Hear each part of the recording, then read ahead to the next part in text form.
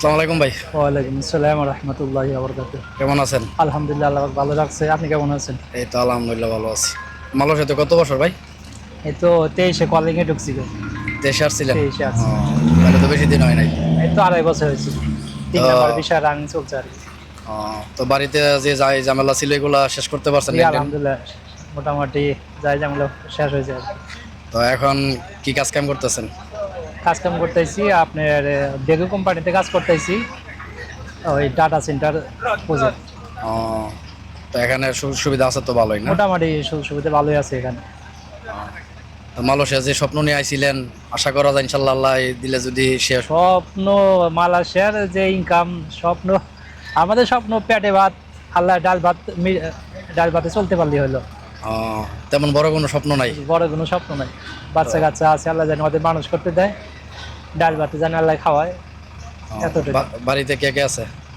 বাড়িতে স্ত্রী, আল্লাহ পাক 4 মেয়ে দিয়েছে, 4 মেয়ে আছে, মা আছে, ও, আপনার বাবা নেই। ছেলে সন্তান নাই? আর ছেলে নাই, ও, মেয়ে আছে। মেয়ে থাকলে তো শুনছি যে সৌভাগ্যবান হয় আলহামদুলিল্লাহ, আল্লাহ পাক দিছে, আহ, আল্লাহ শুকরিয়া আদায় করি। আহ, তো এবারে ঈদ মিদ কেমন করলেন মালয়েশিয়াতে? আলহামদুলিল্লাহ ভালো।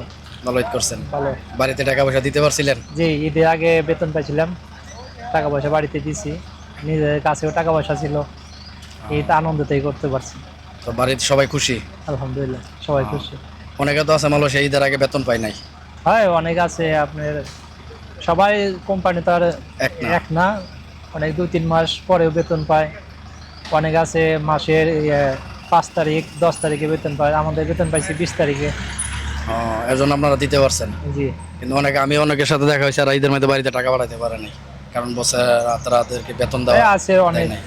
যে কাজ পিন্ডায় করলি গেলা, নতুন কাজে ঢুকলি গেলা, তখন বেতন পায় না, এবং বেতনে পাওয়ার সময় থাকে, দেখা যায় যে 1 মাস 1.5 মাস পরে বেতন পায়।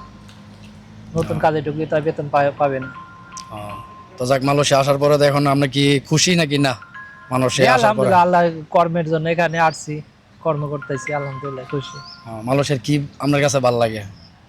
মানে এমন কোনো জিনিস আছে যে মালয়েশিয়ার আপনার এই জিনিসটা ভালো লাগে?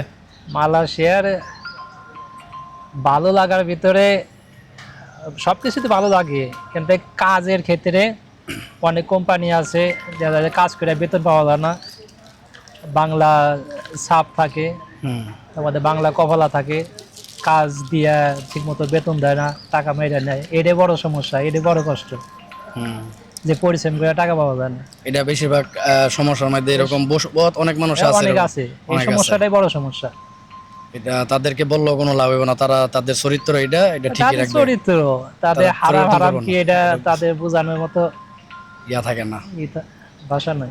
তাহলে যাক, আলহামদুলিল্লাহ আপনার সাথে কথা বলে ভালো লাগলো। ভালো যাই লাগলে তো আলহামদুলিল্লাহ, আল্লাহ ভালো থাকেন। আল্লাহ আপনাকে ভালো রাখুক। ওকে, আল্লাহ হাফেজ।